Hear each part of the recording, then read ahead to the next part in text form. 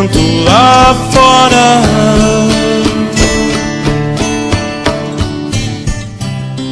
Quero colo, vou fugir de casa. Posso dormir aqui com você. Olá, tudo bem? Bom, no vídeo de hoje eu vou fazer aqui um breve comentário sobre a criação dos nossos filhos e como tem sido o comportamento dos jovens, dos adolescentes no mundo atual em que nós vivemos. Porque infelizmente, na grande maioria das vezes, os jovens da atualidade, os adolescentes, pré-adolescentes, eles têm grandes tendências a serem jovens rebeldes, jovens que não obedecem os pais e dão mais crédito, mais ênfase àquilo que os amigos dizem para eles na rua do que os próprios conselhos que os pais dão, do que os ensinamentos que os pais dão. E infelizmente, por esses jovens, esses adolescentes,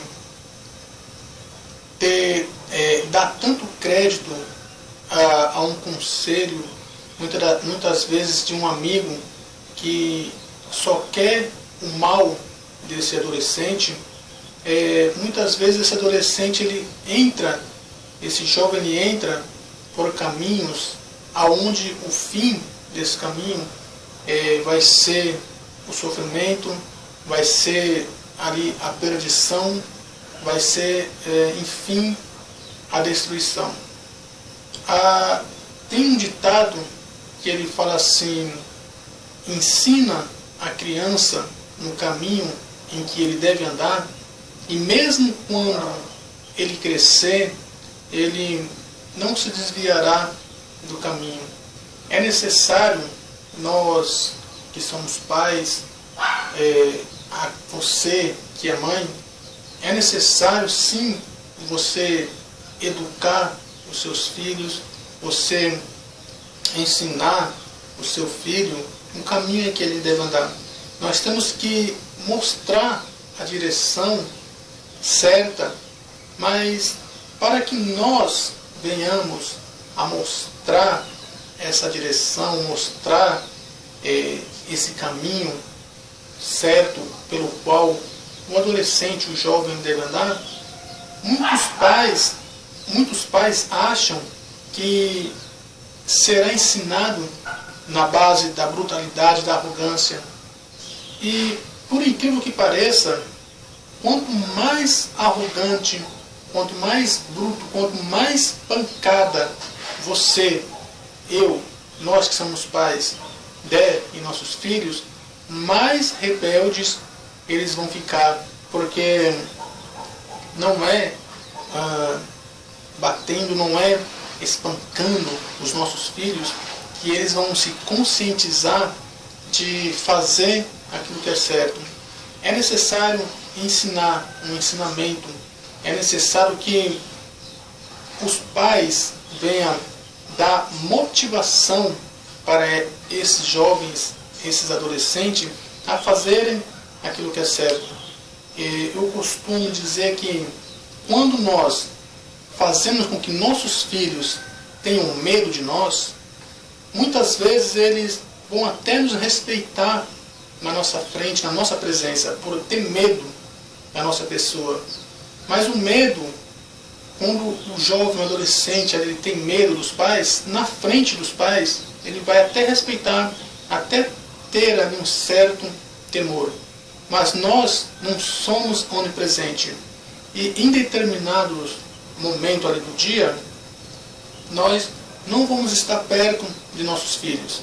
E os nossos filhos, por ter medo, simplesmente ter medo da nossa pessoa, quando ele se vê em um ambiente só, onde os pais não estarem presentes, ele vai fazer tudo aquilo que ele sentir vontade de fazer. Por quê? Porque ele vai ter na mente dele: bom, os meus pais não estão aqui para ver, então eu posso fazer o que eu bem querer, o que eu bem quiser, o que eu bem entender, e meu pai não vai ficar nem sabendo, então não vai haver nenhum tipo de repreensão, nenhum tipo de pressão dos meus pais sobre a minha pessoa, porque eles não vão saber. Este é o que o medo, o sentimento que o medo faz com que o jovem, o que o adolescente tenha quando os pais simplesmente o espanca ou trata ele com arrogância, achando que colocando medo nele, fazendo ele ter medo, ele vai respeitar.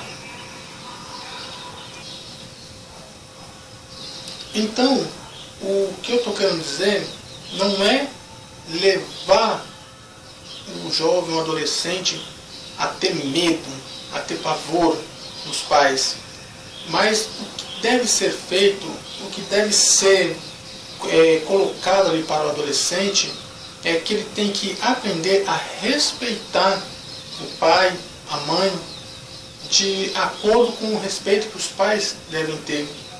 Porque quando o adolescente ali é ensinado com boas conduta dos pais, com palavras certas, é ensinado, enfim, da maneira correta, o adolescente ele vai aprender a respeitar os seus pais.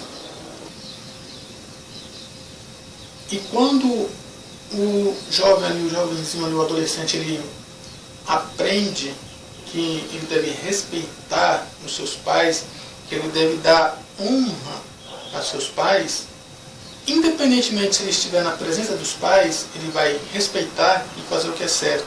E naqueles momentos em que os pais não estiverem perto desse jovem que respeita seus pais, naquele momento que o jovem estiver só, ele, por ter respeito pelos seus pais, ele também vai fazer aquilo que é certo, porque ele aprendeu a respeitar os pais deles, e a opinião do pai, aquilo que os pais ensinam, vai ficar ali na memória, gravado no consciente dele, como o caminho em que ele deve andar, como a conduta que ele tem que ter no dia a dia, e ele vai agir e fazer conforme aquele ensinamento que os pais ensinam, porque ele respeita o conselho, respeita os pais, respeita aquilo que os pais ensinou.